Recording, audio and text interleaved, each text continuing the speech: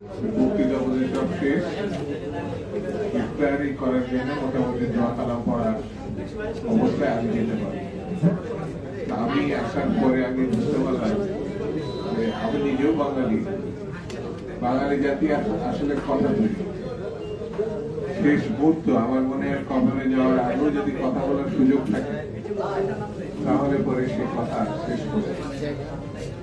বন্ধুরা, আমরা যার জন্য আজকে দোয়া মাহফিল আয়োজন করেছি তিনি বাংলাদেশের সেই একজন মানুষ যিনি তার স্বামী হারিয়েছিলেন দুটি মাসুম বাচ্চাকে নিয়ে।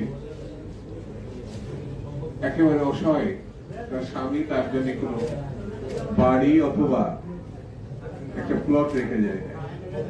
আপনারা লক্ষ্য করবেন এখন প্রধানমন্ত্রী হিসাবে যে পুতিন পালিয়েছে, সে তার বোন, তার ছেলে, তার মেয়ে, তার জামাই, তার মানে গোষ্ঠী ধরে, 14 গোষ্ঠী বলবো না, গোষ্ঠী ধরে প্লটের পর প্লট, বাড়ির পর বাড়ি।